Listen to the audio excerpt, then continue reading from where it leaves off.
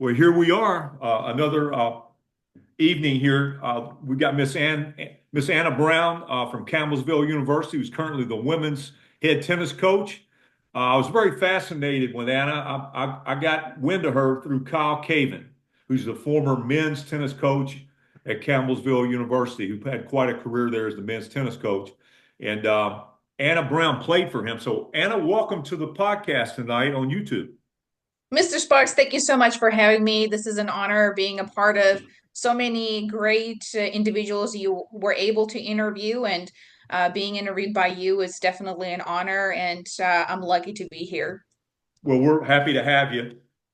And I'm going to kind of introduce you to the crowd and put a little background into it so they can kind of get a feel for so many accomplishments that you've had in tennis since you came to America. And I know we can talk about prior to coming to America as well, but from Sochi, Russia, where the Olympics were held, and Miss Anna Brown is a former lady tagger at Campbellsville, played tennis from 2011 to 2015. She was team captain, NAIA All-America Honorable Mention 2013, 2015, and four times first team All Mid-South Conference. She basically has a four-year degree in criminal justice administration with a minor in business administration. And she's actually pursuing her MBA as we speak, as she's coaching the tennis team. She's right in the middle of finishing up her regular season. She's also a former professional tennis player. And she's taken on some added responsibilities there at Campbellsville. And I'm just going to touch on director of operations there at Campbellsville University. And she's involved with football game day, managing and going through some things there. And then her husband is associated with the football team. He's a recruiting and football coach, has different responsibilities with the football team. And I just think it's kind of cool that these two are a package kind of with Campbellsville. It's kind of neat, that they're moving it forward there at Campbellsville. So, Anna, welcome to the podcast. Thank you so much. Thank you so much. Well, I tell you, it's exciting. I got a call from Kyle Caven, and he said, reach out to Anna. She's really locked into tennis, and she's, one of his favorite players, and you became a coach, and you've done a lot of great things there at Campbellsville. And I just thought it'd be great to get you on the podcast to meet everyone in Kentucky tennis. I have a site where we got 5,000 Kentucky Tennis is Sport for Life people out there. I have a YouTube channel. We've had about 10,000 listeners on there, and this will be on that YouTube channel. It'll be posted there this evening. And then I have an audio podcast out there on Spotify as well. And I've interviewed coaches and things of that nature. But I felt what was cool about getting to interview you tonight is I get to interview a coach, I get to interview a player, I get to interview a recruiter. You've just got the jack of all trades going, and you're able to adjust on the fly and do multiple tasks, right? So you're multitask oriented, which I love. Right. I mean, coaching at a collegiate level, or just coaching in general, it takes in very unique individual with unique personalities and backgrounds, wanting to motivate students and set standards and boundaries for students and student athletes, and really shape them into hardworking individuals who give the 110%, not only on a tennis court, but being a collegiate student also takes a significant amount of time and effort that young women and men are spending in order for them to achieve their academic success as well.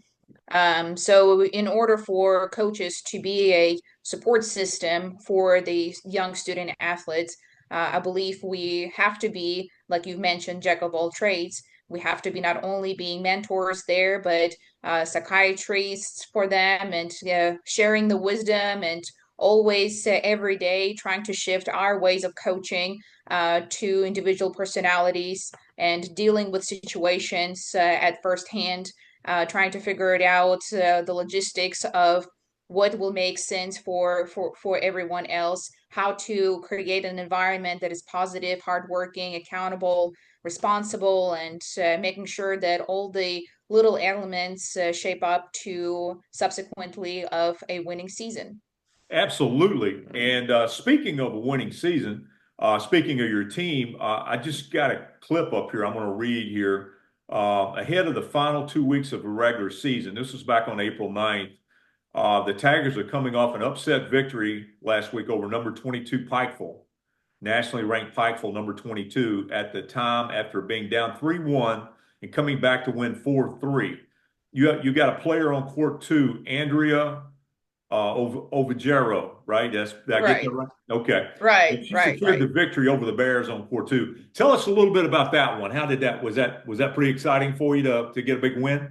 It was very exciting, and going into it, as you know, with a college sport, you play first doubles of three doubles, and that kind of started on a rocky start. And some of the girls, again, depending on the player, some are singles players and they don't feel comfortable playing at the net and being aggressive at the net. But that's what the doubles are. It's a net strategy and how many volleys you can win and how aggressive you can stand on.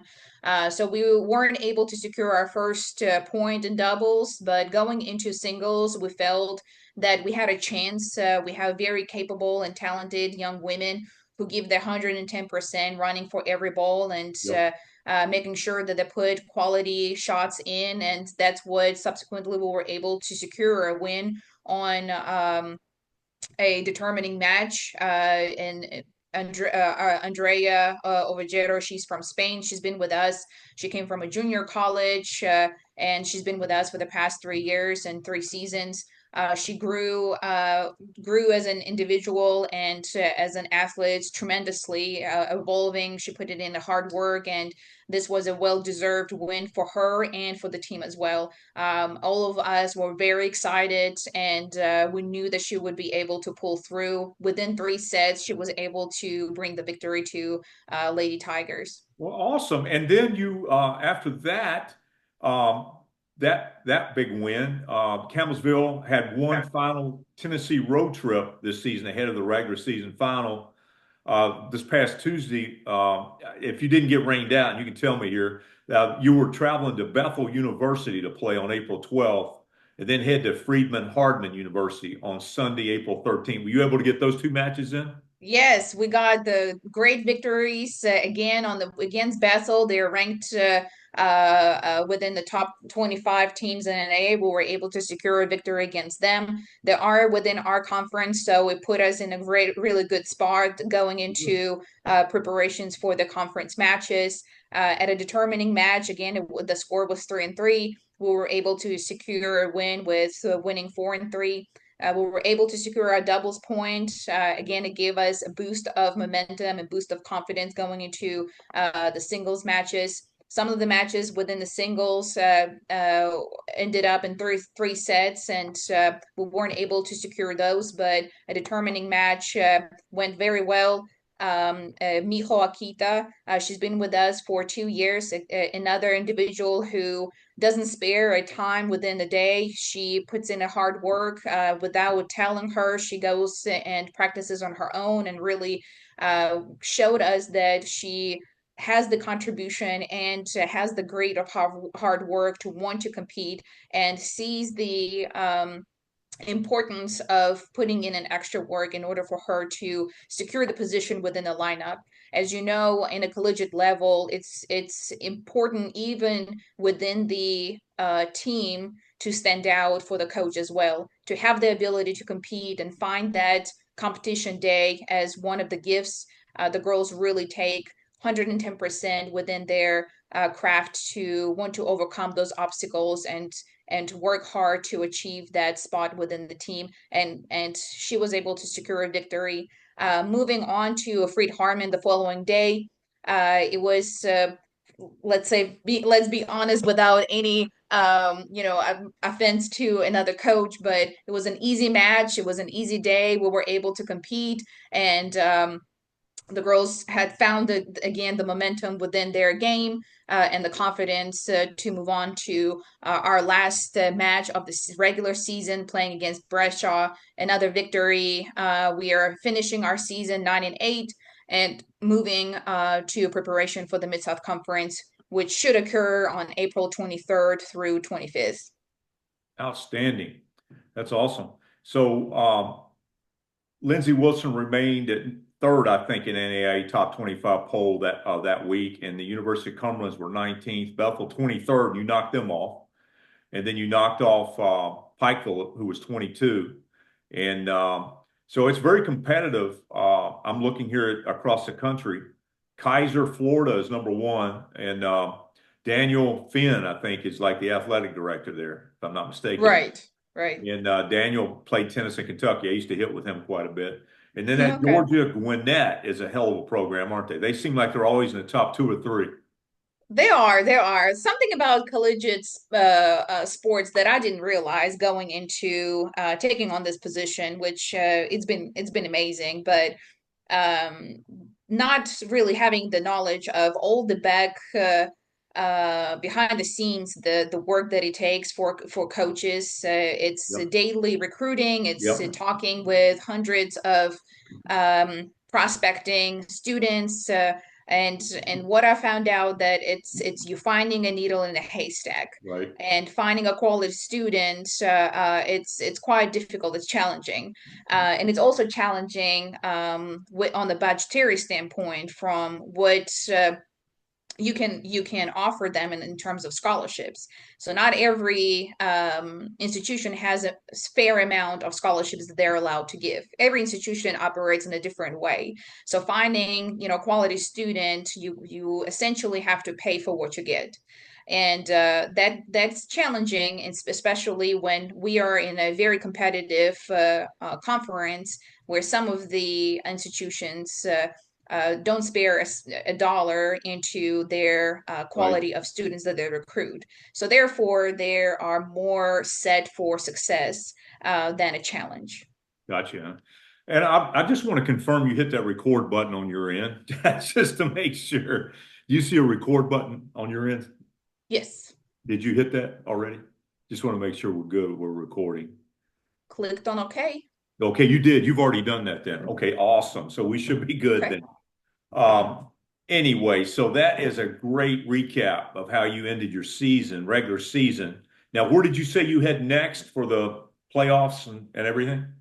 Mid-South Conference is going to be held in Bowling Green. Okay. They have an amazing facility there, and we will be competing inside the women's side. The men's side will be competing outside. Oh, It good. begins on You're April going to be at Bowling 23rd. Green at the new tennis center. It's about 2 years old, something like that, right? Yes, yes, very nice facility. Amazing outside courts. I believe Western Kentucky University uses those courts Okay. unless it's their home courts. I'm not quite sure, but we've seen the banners, hung for Western Kentucky. We did compete against Western Kentucky this year as well.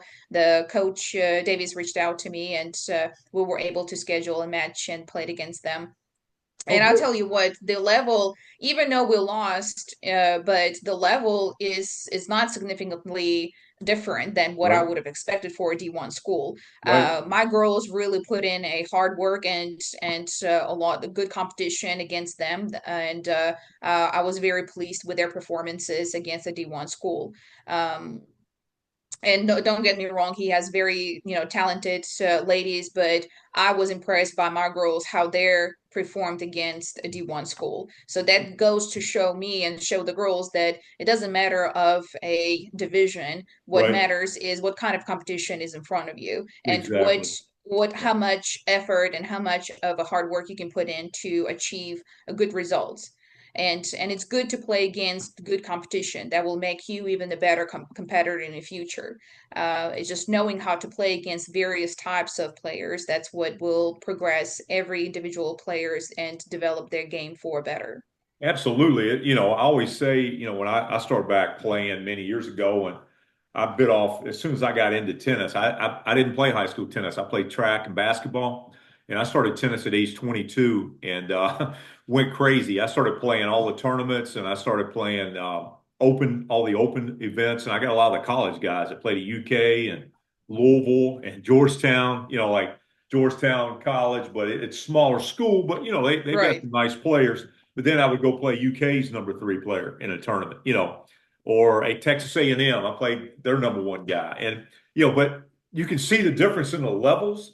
but it Right. just made you better. It just showed you what the upside is if you keep working, right? And Right. it really got me motivated, the nutritional part of it, the mindset, the physical training, working on your agility, working on your flexibility. It just set a high bar and to get you up, get more motivated to know that you had no limits, but you saw the people that had put in the 15, 20 years of work. Right. And here Right. I am, my first, second year playing. I'm biting off a lot. But I noticed when I took points or took games off of them, they were very upset, Oh, because they're very yes. competitive. And I Oh, love that. yes. So, and there's really probably in back of my mind, nobody more competitive than I am. I'm in the business world now, but I play tennis competitively from 22 to 65 right now, and played a lot of All-Americans, and I've beaten some All-Americans in college, in Mm-hmm. D1.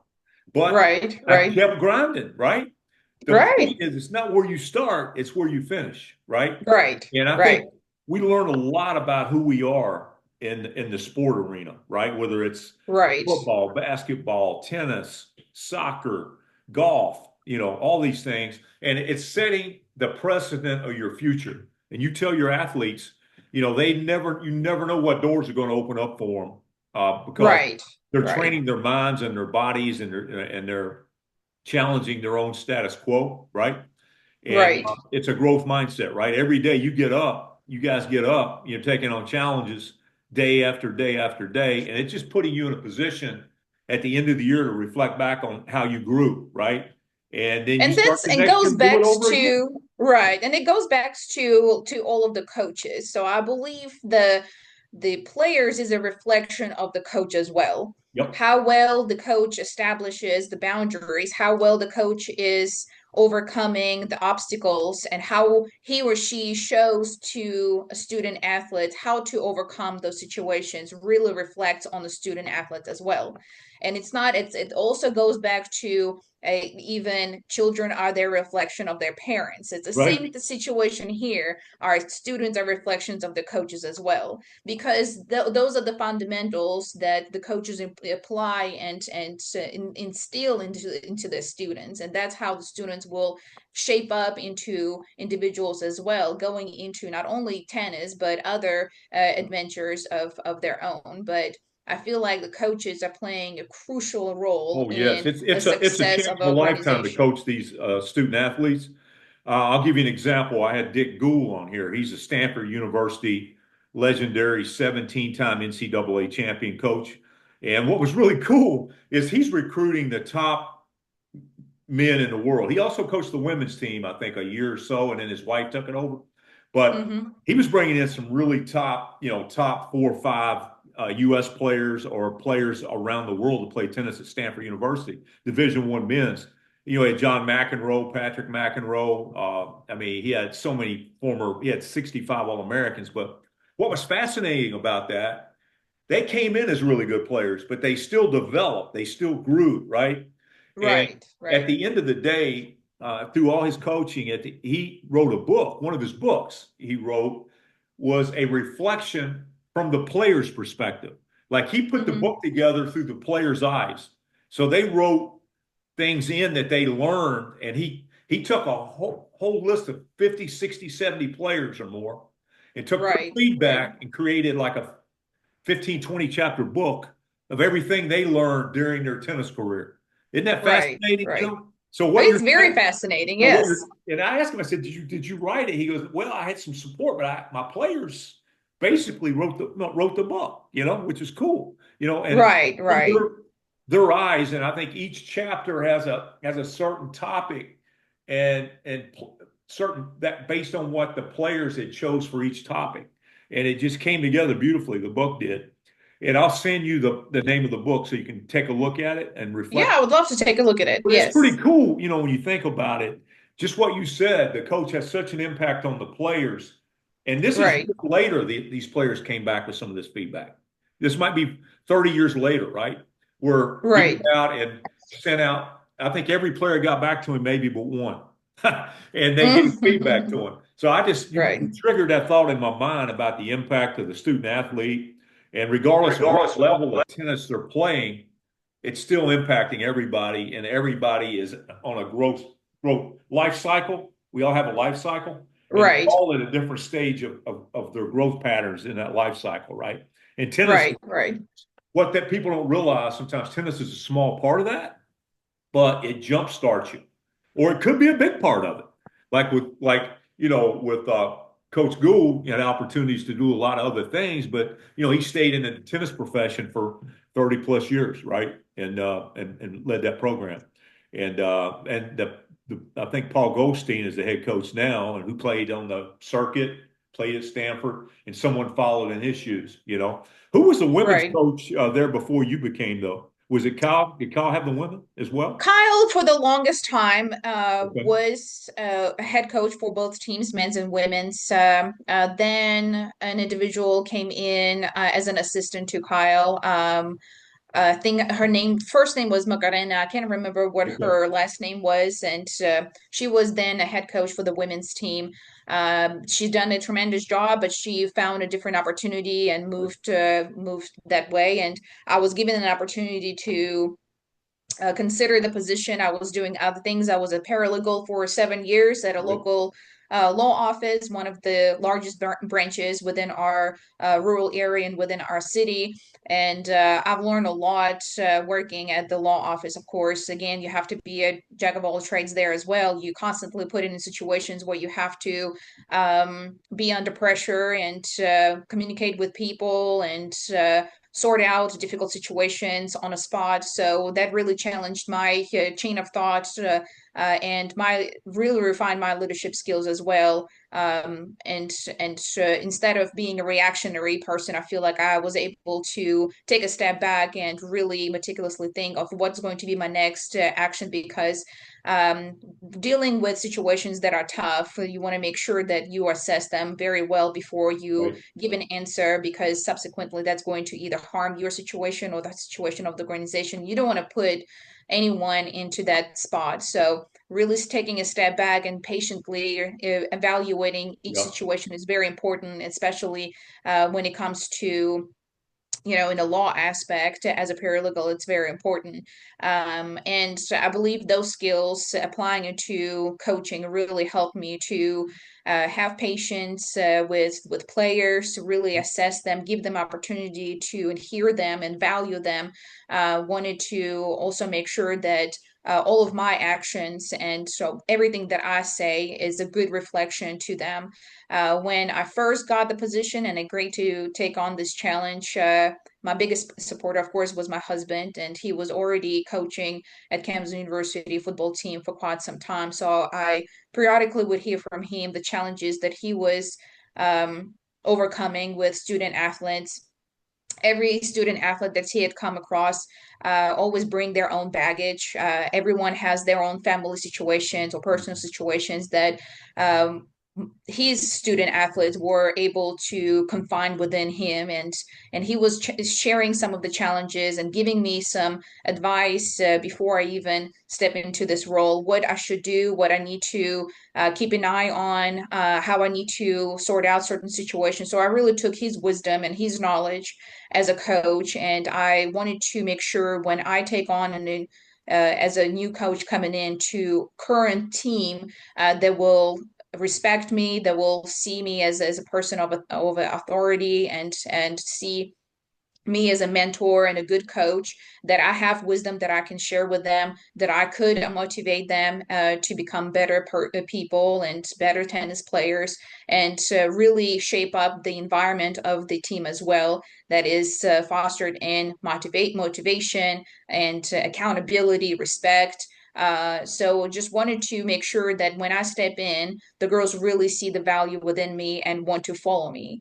Yep. And I set good examples to them. That's So each awesome. individual interview I had with student athletes, I really wanted to make sure I be very patient, be very cautious with what I do, how I do things, in order for them to feel safe and valued with me. So establishing trust and relationship was very important for me with each individual person within the team. So I Right. believe by doing those, taking those steps, um, it really helped me to build an environment that is safe and it's fun for the girls and I was able to really shift the dynamic when I'm supposed to be a mentor, setting the boundaries of the girls to understand when it's a business, it's a business. When it's time for us to kind of set back and really enjoy each other, then it's a fun time. So Right. just knowing how to ratio between the two, I really found a good dynamic,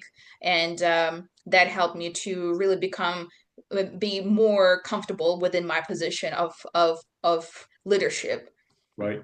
Are you completing your second full year right now? Is I this your am. second? Yes, Awesome. I am. So I guess it's been like a whirlwind in a way. This is you came in and I think it was August of 23, and here we are coming up. It'll be August of 25 here before you can check a stick, right? I mean, it's moving fast. Right, right. And so this is Honest, I was very much nervous. I wanted for the girls to like me, and then when I was again saying this concerns or sharing this concerns with my husband, and he always gives me a good advice, so I always rely on him on what I need to do, what kind of actions I right, need to take, because it was something new for me that I was never really in a leadership position of this kind, of this authority, where young individuals are going to be looking up to me, and I right, would need to navigate them and steer them into the right direction. That the culture, setting the culture, that and the mission of what objectives we're trying to reach collectively, unified and all together. So those elements were very important to me, but I was very nervous at first stepping into this role. I really wanted for the girls to really embrace me, and again, by meticulously and easing myself into them and really building relationship with them and right. understanding them and really getting to know them, that really helped to for the girls to be comfortable around me. The girls were very much coachable, and they were taking my advice, they were taking my leadership, and all of the coaching into daily routines and daily practices that we have. Again, I want for the girls to develop as good tennis players, even though they may feel like their competition is higher, but I don't ever want them to check themselves out mentally. So the Right. mental game was very important for establishing that as well. So all of the elements, I believe, just came into an effect, and then now gears are turning, and I'm succeeding better in recruiting, talking to kids again, changing my style of coaching, changing my Yeah. ways of talking to young individuals, and so far it's been really good. I found the momentum, it's going. I'm just looking forward to any the new seasons every Yeah, year. that's And cool. I mean, now it's got to be fun building your own team, right? Putting your own team right, together. right, I mean, this is the second year you've been going through this, and now that yeah, you'll take everything you picked up as a player, as a player on the team, and then becoming an all honorable mention All American, and then a four-time conference first team, and then you had a team last year. You went through the season with them. You got a team this year. You've had some big wins building the program, and then you've been able right. to have mentors, that you can call if you have a question. I'm sure, right? Right, right. I relied a lot on Kyle Kevin. He was the one who recruited me and brought me to Campbellsville University. He's been a great navigator for me and a support system when he was here my first season. He recently left at the beginning of my second season here, after 17 years of him putting in and shaping his program. He's doing other things now, but he helped me a lot. A lot. I've learned a lot from him the short time that we worked together. Right. But he definitely I rely on, and he's the one who I've learned all the back, behind the stage elements that goes into coaching. But he And always had a again, good team. He put a lot of good men's teams out there. I know he had some all American players, and I know he always seemed like he was always competing pretty. Lindsey Wilson was always a competitive school with you guys, right? right, right, Yeah. right. You all play Midway University at all? Have you played them yet? We have played them last year. We beat them last year with our previous team. Yep. I believe on both ends, but don't hold me on that. I can Right. only speak on the women's side. Right. Very good team. Again, every year is going to be different for every Yep. team. I know Because Adam it Malik is all building the Midway team. I know him really well. We're buddies, and right, he's in right, his like I might be third or fourth year. I can't keep up with it. It's going so fast, but I think he right. had a pretty good year this year with his men and women. I think they got a little better. His recruiting is every year he seems to be getting a little better. And Right, picking up right, that. right. You find your niche. You Uh-huh. find, recruiting agencies that supply you with prospective candidates who are interested in your institution and your tennis program. And that's how you just from again Right. speaking of from hundreds, signing only one maybe. Again, it's just finding a needle in a haystack. Yep. So are you in the process now? Do you start, does a recruiting start as soon as the season ends? Pretty much. Recruiting never stops. It's always Recruiting going. continues Does on and it? on. Okay. Do you You go to have to like just do you go to tournaments and watch the girls play? Like you go to this Kentucky high school it's coming up. They got the state tournament coming up here in a couple of weeks, 2 or 3 weeks probably. It's going to be the Kentucky State High School tennis tournament right. where they'll all come into Lexington or Louisville. I think it's Lexington primarily at UK, and they'll play or top seed or they'll be around the area. And then Right. they'll have the I've been boys to and top seeds. There, we usually get notifications that there is going to be a showcase. So we will I attend got you. showcases, I got you. and Okay. we will try our best to, if our schedule allows, to attend some of the local tournaments and Yeah. see what talent is out there. We want to make sure that a lot of institutions, schools, high schools know of Campbellsville University, what we have to offer. We are Christian-based university. We Yeah. have a lot of great facilities. We have great programs, academic programs, more than the list. I mean, the list is with variety of programs is very large. So there's a lot to choose from. All of the programs from business to nursing to biology to other academic areas are very advanced, and the professors are really good at what they're doing. So we definitely have a lot to offer, and we're not look just geographically how we situated. We're in a rural area, but our city is can offers a lot in terms of all of the essentials. We're not far away from Elizabethtown, 45 minutes.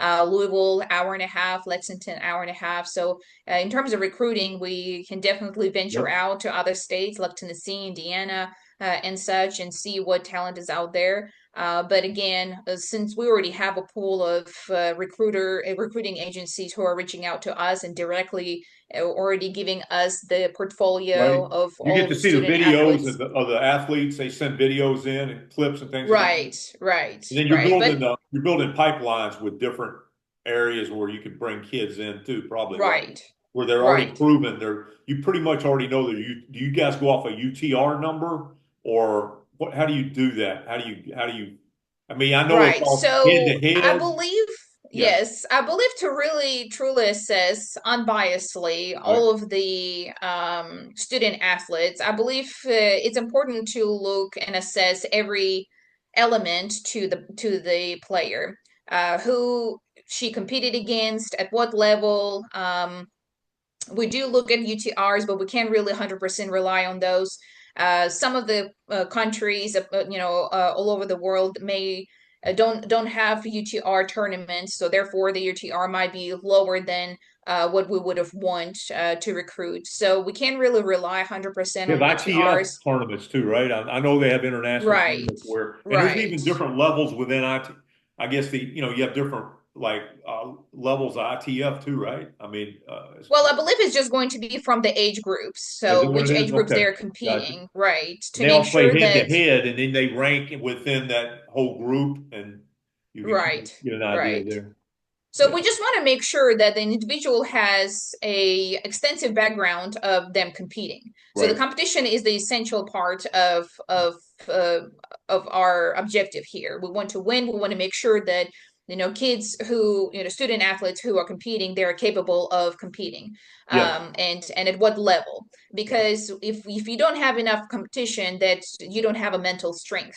You don't That's right. have the capacity to view your court, to assess your player correctly, to make Right. sure that you have a game set planned out, you have a strategy, you have already refined your skills, and you know what your weaknesses are and how to play around them. Yep. So just all of the other elements to the game is also very important. Not only the mental, just because I know it's inevitable. It's just a human nature going into a match feeling nervous, and Yep. it's a normal feeling. Get to play However, through it. Yeah. Get the more you right, play through it, the better you handle it. Right. right. Then you play However, different yes, styles of players too. overcoming, You play different yes, styles of players that can get in your head. You right, got the big overcoming hitters those and obstacles are very important. yes, Yes, awesome. absolutely. Well, it just kind of gives the audience an inside view of kind of how you kind of uh, look at recruiting and kind of how you look at talent. And it's fascinating, to the audience to be able to look at growth mindset of a champion and Right, just right, look at what it's going to take to play at the NAIA level. And as you said earlier, that could be regardless of what level you're playing. I believe NAIA, if you look at some of the players who's come through there, they beat Division I players. You know what I'm saying? right. I All the agree. I time. I mean, agree. it's all about, like you I said, believe, yes, I work believe ethic. NCAA and NIA have different things to offer to student Right. athletes. It goes from a standpoint of eligibility, how many years they're eligible, when the years of eligibility begins, when they ends. I believe it's also differentiation from size of the school, whether it's a private school or a public school, or Right. what how institution is being funded, what kind of scholarships are being available, packaging system, and all that stuff. So all of those come into effect. But I wouldn't say that. I mean, NAIA student athletes are very much capable of being a top D1 players as well. But Oh, yeah. not every D1 team will have a spot for so many student athletes. So I Yep. believe NAIA offers them another opportunity to Yep. shine. Oh, it's beautiful. It's a And beautiful thing. They get playing right, time. I think most like the SEC, for example, they play. I think they play six. Normally, it's like six players on singles. I believe six singles. They right, play three doubles. right. So they're going to play nine. They could play up to nine matches, but it's the first one to get to four. Yes, And that for the doubles is most one time, point. yes. That's the way I I think they. usually like to, yes, when we compete against universities that are not within our conference, I usually ask them if we could play it out. Right. Therefore, it will help student Get everyone to athletes with play. their Yeah. ranking. Yeah. Right. Yeah. So I much rather for them to play it out, so it will help the students Right. with their rankings. That's Some good. coaches just want to win, Yeah. and or they're just ready to part ways and just move on to the next thing. Right. I just want to give a fair chance to my Development. student Yeah. athletes because I Yeah. know they're only here for 4 years, and Yep. I want to make sure that their experience, looking back to it, Yep. is fulfilled, That's and they're good. not going to feel that their coach is blaming their Right. coach for anything. I Right. wouldn't want my student athletes blaming me for Right. anything. So I want to make sure that they're having, a full experience of 4 years as a student athlete, and with hard work of putting in and making sure that they finish their matches as well. Well, Anna, it's been a real treat having you on here. Typically what I do during these podcasts is I've got a few questions I'll ask, and then whatever pops in your head, you just give me the answer. And you didn't know I was going to do this to you, but Okay. think about think about when you hear the word fixed mindset. Fixed mindset. What pops into your head? I would say the first thing is something doesn't work. So we need to adjust and re-navigate the situation. So Okay. the mindset is even from personal experience, the way that you see changes. I want to make sure that the girls treating every change with a positive and open mindset Right. to grow. So even if it feels some of the drills that we will do in a way silly, but I don't want the girls to already reject it. I want Right. them to have an open mind and put their efforts into it.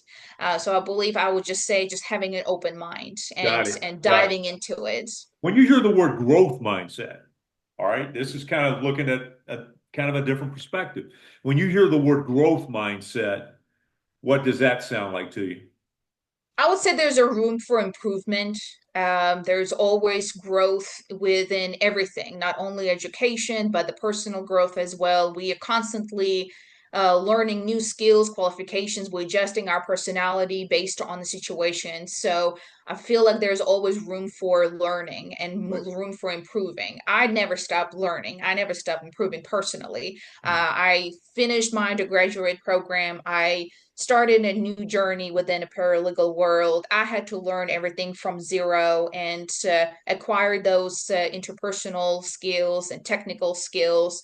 And I wanted to learn them. That's the within me that I wanted to. I was open to learning more. Then I was open to learning and the world of real estate. I wanted to get my Right. license, so I had to study extensively to do that. I wanted to learn how to become a good coach. I had to do a PTR training. I wanted to do the PTR training. Just having that, just the sense of wanting to Right. grow. That's what will change everyone. What about when you hear teamwork? I mean, I know you're always working on that, probably, right? I mean, the strength of the team is almost the weakest link. Like the stronger every Yes. player on the team. What when you hear teamwork, what do you think? Oh, teamwork is a big, one of the biggest elements within my culture of coaching as well. And like you said, well said, and I give the same example. We're only as good as our weakest link. Okay. So we want to make sure that everyone within the team has the same vision. So we share the same vision, we put in same amount of effort. If on in order for us to succeed and gain the victories, as many victories as we can, then we need to be accountable of each other's actions, pulling each Right. other, making sure that our weakest link is not following us, but being there within the team as well. So just being responsible and accountable of each other, and that's very important. So teamwork is crucial for me. I believe in team success in everything, not only in the tennis, but at any other industry as well. I believe in order for us to achieve innovation or excelling and reaching our objectives, I believe it takes more than one person to do that. When you reflect back on your tennis career, who is who let's go with a couple people. I know it's probably been more than two, but when you were really young and you first picked up a tennis racket, who was it? Who was there for you and kind of got you interested in tennis when you were young? Honestly, my parents got me. My dad got me into an idea of playing tennis. One day he was sitting watching television, and at that time, Anna Kournikova was a shining star within the tennis world, and my dad just says that I resembled a little bit of her, even though I'm a brunette, I'm not blonde, but he just saw something within her that, attraction of how she was, her presence within the court. And he saw that I was kind of mischievous. I was always wanting to just run, and I was very active as a child. So he kind of wanted to kind of kill both, Right? birds with one stone, I would say. You're And using my and old phrase. I use the same one every now and then. I like that. Oh, yes, that's good. right. Now think So about he this. introduced me to Yeah. tennis, So your dad and got that's you how. into it, introduced you to it. Awesome. Right, Who? yes. What was the best coaching advice you ever got? Oh, If you had to come up with something that you could think off the top of your head, it could be any coach. You know, you've had multiple coaches through juniors and I've everything. had multiple coaches. Yes, I've had multiple coaches. I'm a product of a tennis academy in Sochi, and so we practice with various of coaches. I believe I would just say just hard work and patience. I've heard a lot from the coaches that were giving to me as a advice. Sometimes in tennis when you just so within the competition you want to win and you want to finish the point before you should, because you have to develop the point to establish the foundation within the point. So I had the tendency of wanting to go for the winners before it made sense. So for from coaches I've just heard repeatedly is just being patient. Right. So I was just saying, just being patient to everything is very important. Not only just in terms of sports, but everything as well. Everything will fall into place as long as you put in the hard work and you see always the positive in everything. So I would just say patience. It would be the biggest thing that I've heard for sure. All right, last question. You've got a young lady out there. She picked a tennis racket up. She's 10, 11 years, 8, 9 years old. She can't wait to play the next morning. She sleeps with her tennis racket. She's just loves tennis, wants to play 2 or 3 times a day. Um, and she says one day she wants to be the #1 player in the world. What would you tell her if you could give her any advice? What would it be? I feel like the kids at that stage, they already have a desire, which is very important. They have shaped love for sport, and that's great. And to keep that love for sport, the only thing that you can say, just keep going, putting the hard work, show up every day, show up extra times, reach out to your friends, go and do an extra play, take a chance in everything, work hard, and again, just keep the love for sport. I would just say that's very important. I see it even in the collegiate level. Some of the young ladies and men as well, I would say, lose love for sport because of the other constraints and other internal, external, effects that come into play. They don't have that spark within them anymore. So keep that fire for competition, for love for sport. I feel like that's very important, even from instilling that from the young age and carrying out throughout their careers. Well, Anna, we want to wish you the great success for the rest of the tennis season, great summer, and look forward to chatting with you next year and staying in contact. Thank you so much. Thank you so much. It's been an honor and a pleasure being here and being interviewed by you. And I'm happy that I was able to share my story. And I look forward to future conversations as well. Well, we appreciate you being on Growth Mindset of a Champion tonight, and best of luck. And I appreciate you. And I'm going to go on and stop it now. And here we go.